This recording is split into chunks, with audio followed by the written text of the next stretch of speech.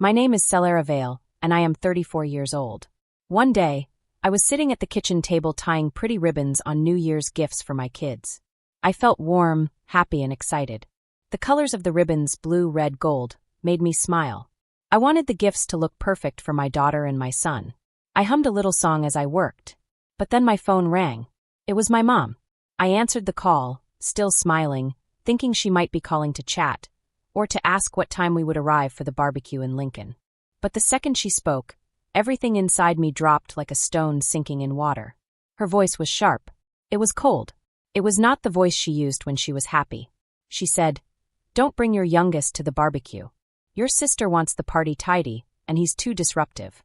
Her words felt like ice cutting through my happy New Year mood. My fingers stopped tying the ribbon. I held the phone tight, scared it might fall from my hand. My mind rushed back to last summer. It was a birthday party for one of my nieces. There were balloons, a cake, and bright decorations. But Cale, my son, became overwhelmed by all the noise. He cried. He sobbed. He covered his ears. And instead of helping or comforting him, my dad snapped at me. His face turned red with anger. He said, "Keep him quiet." I remember feeling so small that day. Like I didn't belong. Like my child didn't belong. Now, hearing my mom say that my son wasn't welcome at the barbecue made everything inside me twist and hurt. I wanted to scream. I wanted to shout, "Why? Why can't my boy come? Why isn't he good enough for you?" But I felt heavy. I felt scared of causing a fight. So instead of yelling, I swallowed the hurt and said, "I understand." I didn't understand at all. When I hung up, my hands were shaking. My husband sat across the room on the couch, looking at me. He saw my face, and I could tell he knew something was wrong. But I forced myself to smile for our kids. I didn't want them to know anything bad was happening. We weren't going to that barbecue. Not after what my mom said. Not after she made it clear that Cale wasn't wanted. Her words weren't just about one night. They were a line drawn in the sand. A line I had felt before but never seen so clearly. Later that night, I tucked my kids into bed. They giggled and hugged their pillows. Their laughter felt bright and happy, but inside my chest, everything felt tight and sad. I wanted to cry, but I didn't. I didn't want my kids to see me upset. After they fell asleep, I sat alone in the dark. My mom's words kept repeating in my mind like a broken song. I knew something bigger was coming. Something that would change everything.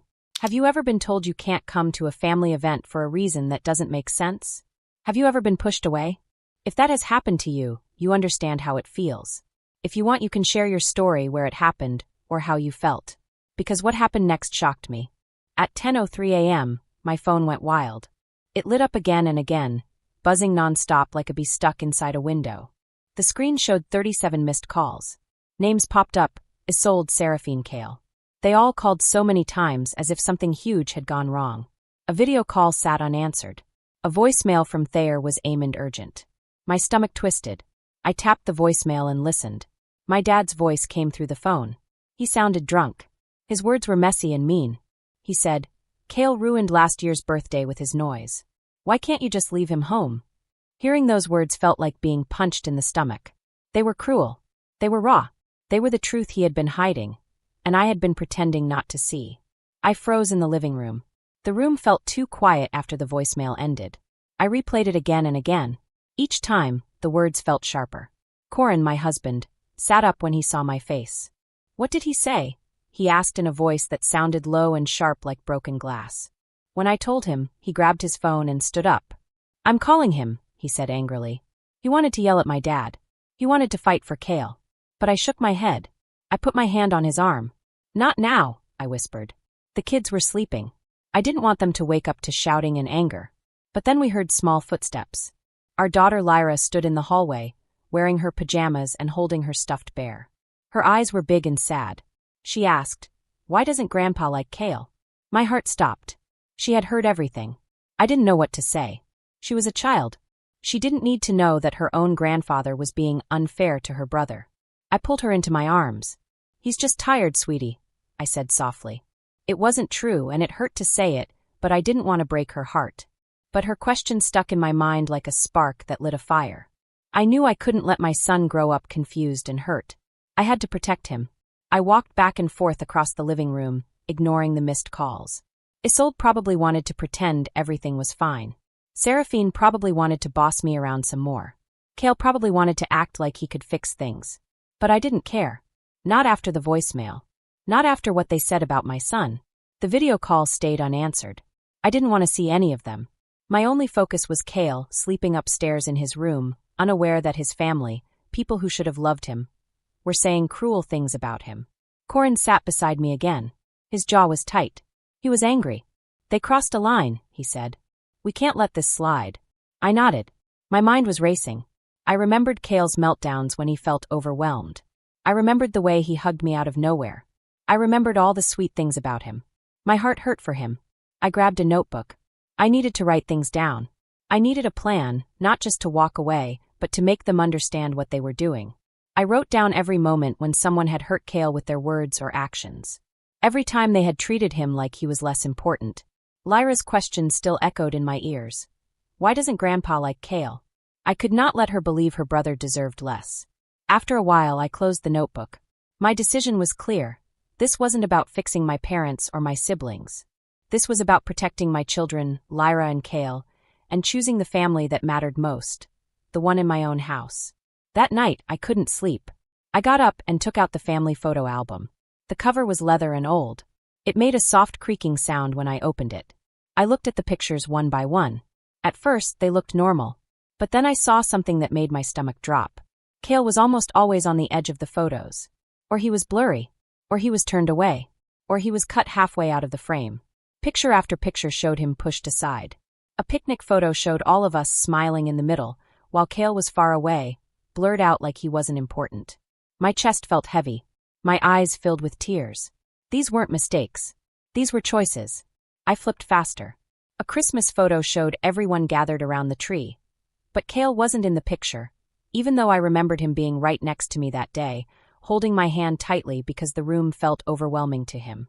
I remembered Seraphine that day bossing everyone around, saying, "Move Kale a bit so the picture looks nice."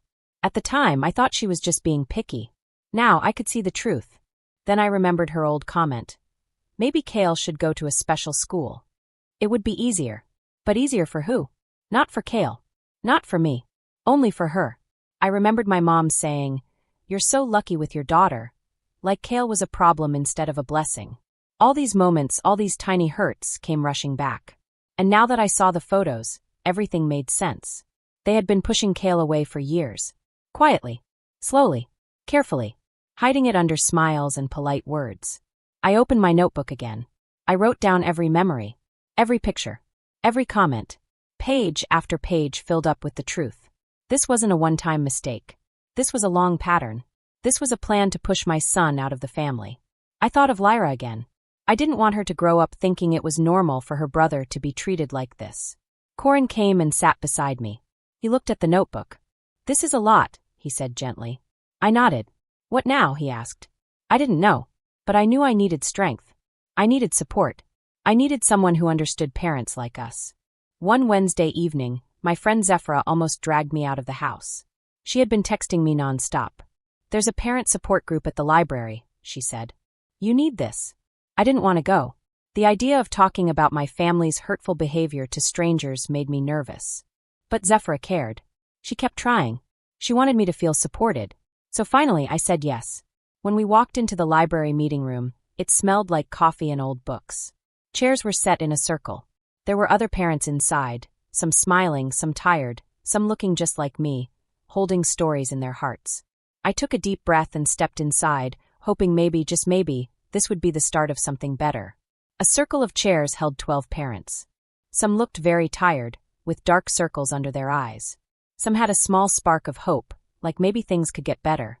I stayed near the door, holding my bag tight like it could protect me from the world. Zephra nudged me gently and whispered, "Just listen, okay? You don't have to talk yet. Just listen." 2 men stood at the front and introduced themselves. One was Eamon. He was quiet and serious, with tired eyes that made him look like he had carried a lot of sadness. The other was Lucien, who smiled a little too brightly, like he wanted everyone to feel safe and happy. They were running this group for parents like me. Parents with kids who didn't always fit the normal mold. I had my guard up. I was ready to run if it got too hard. Eamon spoke first. He told his story, and it cut through the walls I had built around my heart. His daughter, like my son Kale, had been rejected by her family. "I stayed quiet for years," he said, his voice calm but full of pain.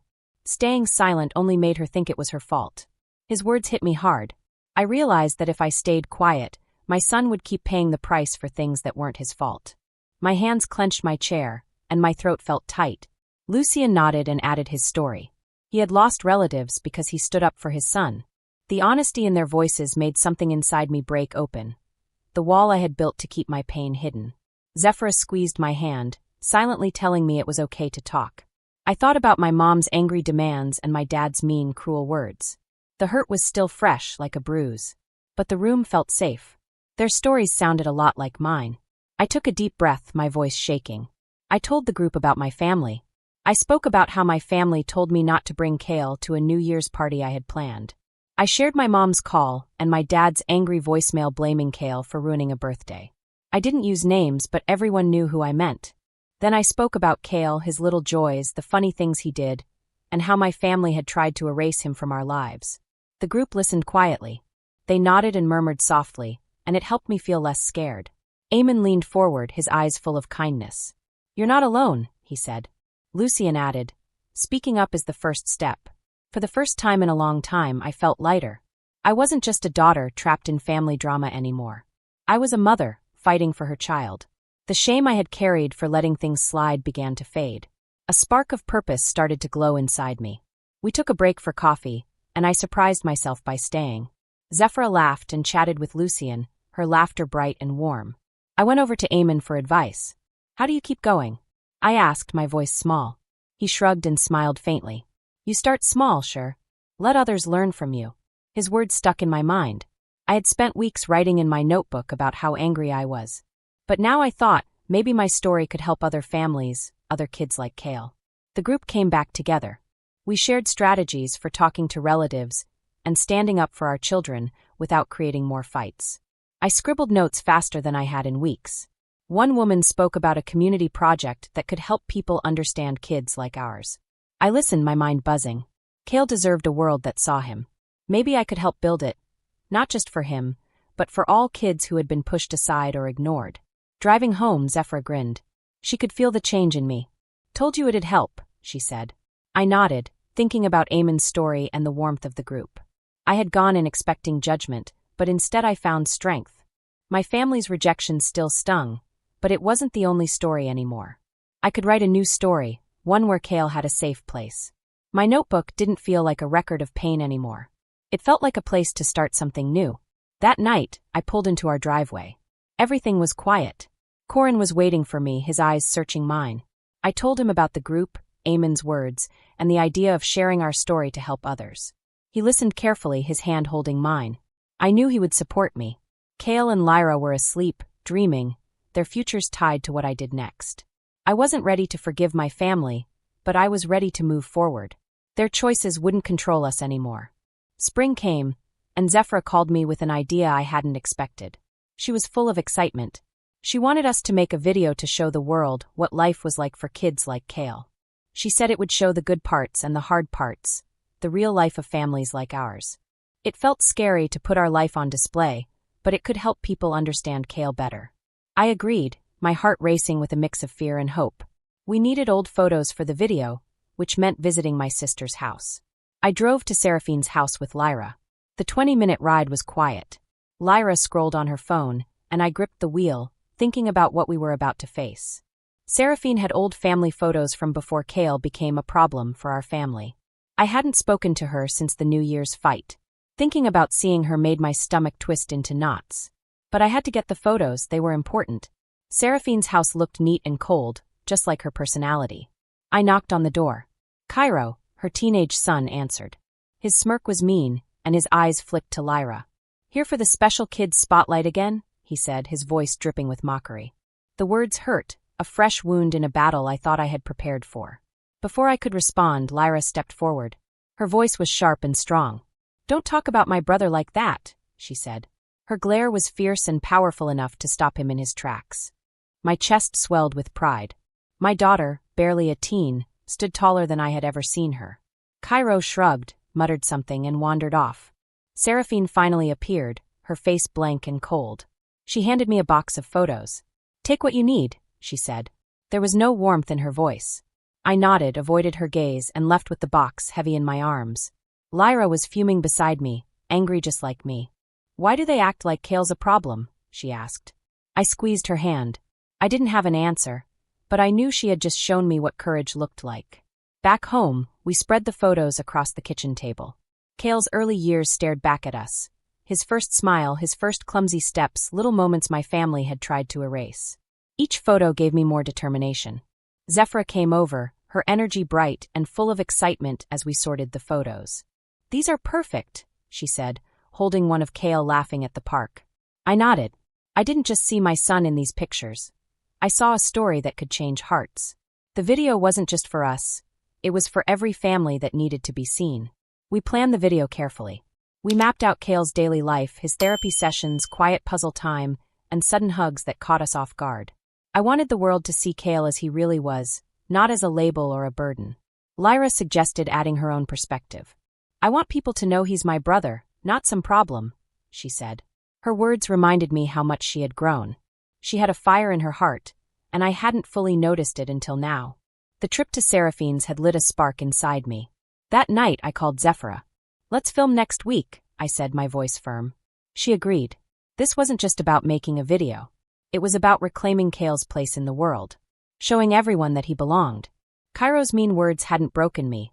They had made me stronger. Lyra's courage had proven it too. Corin joined us to handle the camera. His steady, calm presence gave me strength. We went through the photos again, picking the ones that showed Kale's light, not the shadows my family had cast. Seraphine's coldness, Cairo's cruelty, they didn't get to write our story. I thought of Lyra, standing up for her brother. The video would carry her voice too. We were a team, and that made me feel stronger than I had in years. By the weekend we had a plan. Zephyra got a local studio, and I wrote a script mixing Kale's moments with our family's truth. We didn't hide the hard parts, the fights, the rejection, but we focused on the love that held us together. Lyra wanted to speak on camera, and I said yes. I was proud of her bravery. The video would show that Kale wasn't less than anyone else. He was different, and being different was enough. Looking at Lyra's bright eyes, I felt a change inside me. This wasn't just about fighting back. It was about building a better future. My family had tried to dim our light, but we were stepping into it. The video would be our voice, loud, proud, and full of love. I was ready to share it with anyone who would watch. 2 weeks before the conference, I sent formal invitations to my mom, Isolde, my dad, Thayer, and my sister, Seraphine. The envelopes were crisp and heavy. Every word was carefully chosen. I was inviting them to the education conference at Lincoln's Convention Center. My speech and the video about Kale would be the main event. I dropped the letters in the mailbox. My hands trembled, not from fear, but from the weight of what I was starting. Back home, I sat at our kitchen table and went over my speech again. The video was nearly done, clips of Kale laughing, struggling, learning, all mixed with Lyra's voice. It was proof of our family's truth. Corin read my draft and nodded. His quiet support felt like a promise that he would stand by me. I wanted the conference to make a difference, to show people that kids like Kale deserved a place in the world. But as the days passed, doubts crept in. Not about the message, but about what it might cost to share our story so openly. Then my brother Kale called. His voice was tense. "Careful," he said. "Don't blow this out of proportion. Mom's already stressed." I held the phone tight, my heart racing. I knew what we were doing was brave, and it might upset some people. But it was time. Kale's story needed to be told. I held the phone tightly, my hand almost shaking. My jaw was stiff, and I could feel my chest tightening. He had always tried to keep peace in our family. He was the one who smoothed over fights and cracks in the family, so no one would see the broken parts. But today it felt different. "This isn't about her," I said, my voice sharper than I meant. "It's about Kale." He sighed on the other end. His voice sounded tired, and he mumbled something about keeping things private. Then he hung up. The click of the phone left a quiet emptiness, and his words hurt me more than I expected. They reminded me of the loyalty I had once felt I owed my family, the loyalty that told me to stay quiet even when it hurt Kale. Hours later, my phone rang again. It was Isolde. Her voice was cold and clipped like ice. "Going public will make us all look bad," she said. "You'll ruin our family name." Her words hit me like a small but heavy stone in my chest. I remembered how scared I had always been of being the daughter who broke the family rules, the one who spoke up and caused trouble. I walked back and forth across the living room. Her words kept looping in my mind. I could hear them again and again, echoing off the walls like a bad memory. Then I thought about Cale. His little hand in mine, the way he looked at me with trust and love. I thought about all the years my family had ignored him, pushed him aside, or acted like he didn't matter. Shame wasn't mine to carry. It was theirs. I sat down at the table. My speech for the conference lay scattered in front of me, papers crumpled and full of notes. The conference was my chance to tell Cale's story to the world, but it also meant risking the family I had always known. I thought about Cairo's sneers, Seraphine's coldness, and the photos where Cale was cropped out, erased. Their rejection wasn't new. It had happened many times before. I had let it hurt me for far too long. Cale wanted peace. He wanted everyone to get along, to not make waves. Isolde wanted control. She wanted things her way, to keep the family looking perfect. But Cale needed a voice. He deserved to be seen and heard. I couldn't stay quiet, not when I knew silence hurt him. Corin saw me staring at the pages. "You're doing the right thing," he said softly, putting his hand on my shoulder. His touch grounded me. I nodded, but the fear lingered like a shadow. What if Isolde was right? What if I burned every bridge with my family, the bridges I had counted on for so long? Then I thought about Lyra. Her bright eyes, her fierce love for her brother. And I thought about the parents at the support group, who had shared their own struggles with me. This wasn't just for Cale. It was for all of them too. I picked up my pen and slowly started writing. The doubt that had been choking me began to fade as I refined my speech. The video needed a final scene to tie it all together. I called Zephyra, who had been my anchor through this whole project. She was the one who had helped me see what was possible when I thought I couldn't do it. We filmed Cale at the park. He ran across the grass, laughing, chasing a butterfly.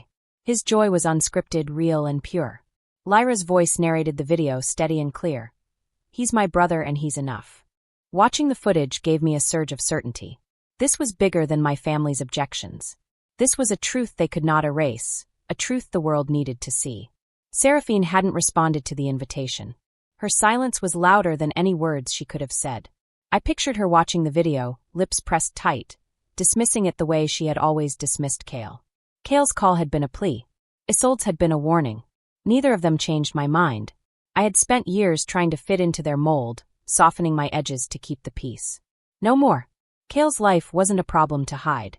It was a story to share, a story that mattered. The day of the conference finally came. Backstage, my heart was pounding so hard I could feel it in my throat. The hum of the crowd filtered through the curtain, growing louder. People filled Lincoln's convention center. Parents, teachers, and neighbors packed the seats, waiting to hear stories, waiting to see something real. I held my folded speech tightly in my hand. The video was queued up, ready to show the world our truth. Corin squeezed my arm, and I felt a wave of calm wash over me. His steady presence grounded me. Lyra stood beside me, eyes bright with pride, her small hand brushing mine. I looked at the crowd, then scanned the rows. There they were, Isolde and Seraphine, sitting stiffly in the third row, faces unreadable. I swallowed and took a deep breath. I stepped to the podium. The spotlight was harsh, almost blinding. My voice wavered at first. Then I started to speak, slowly finding my rhythm. I told them about the New Year's party where Cale had been banned. I spoke about the mean message from my dad blaming Cale for a family rift. The words felt raw, almost like they were cutting through the air. I was exposing wounds I had hidden for years, and for the first time, it felt like courage instead of fear. I spoke of Cale's light, his quiet focus, the small hugs that made my heart swell, and the pain of a family that refused to see him. My eyes flicked to Isolde. Her lips were pressed thin, her expression frozen. But I pressed on. Then the video played. Cale is laughing, struggling, learning, growing. Lyra's narration rang out clearly. "He's my brother and he's enough." The audience gasped. Some people had soft sobs. I looked at my family. Their eyes were fixed straight ahead. No reaction. Their silence was louder than the applause that followed. But I didn't need them to approve anymore. I didn't need them to react. I had crossed the line, and it was the right thing.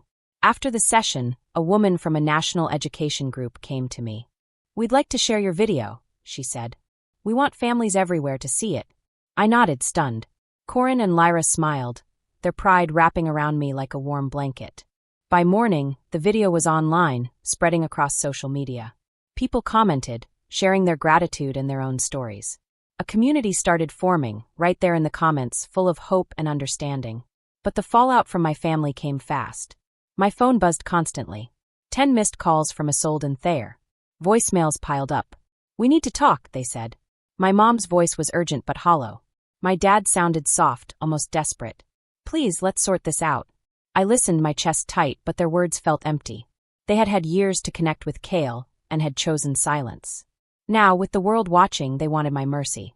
I sat at my desk thinking. I didn't answer the calls. I opened my laptop and typed a single email to both of them. "If you want to talk, apologize to Cale first." I hit send. My resolve was steady. This wasn't about revenge. This was about accountability.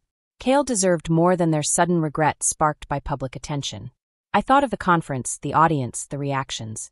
I had done more than speak. I had shifted to something bigger. The community's response was fast and powerful. Neighbors, old friends, and even distant relatives reached out. Some praised my courage. Others whispered about my family's shame. Seraphine's silence drew its own criticism, her absence as telling as their presence had been. I didn't celebrate their exposure, but I didn't hide it either. They had made their choices, and Lincoln saw them clearly. That night, Corin and I talked late. "You gave Cale a voice," he said, pride anchoring me. Lyra hugged me tightly. Her quiet strength reminded me why I had fought.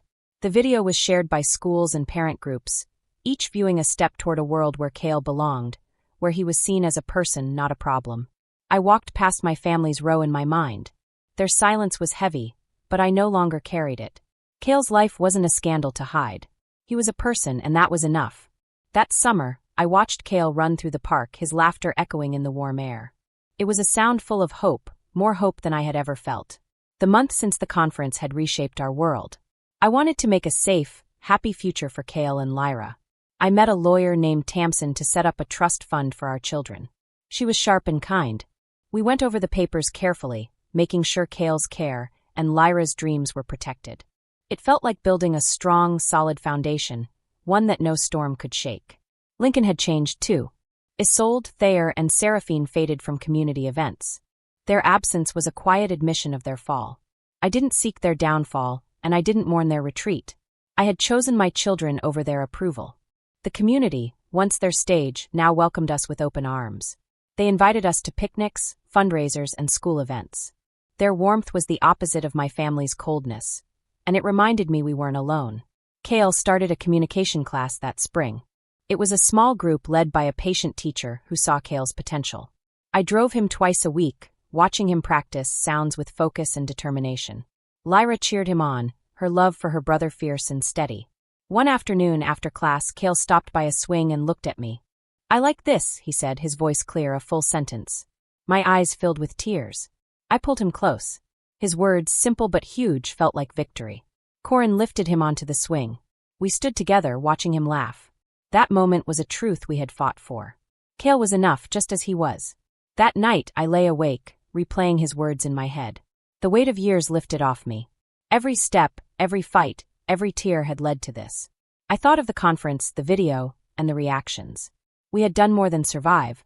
We had built something new, something ours. We leaned into the future, joining community efforts with a new purpose. Corin and I volunteered at a local center, helping families navigate challenges like ours.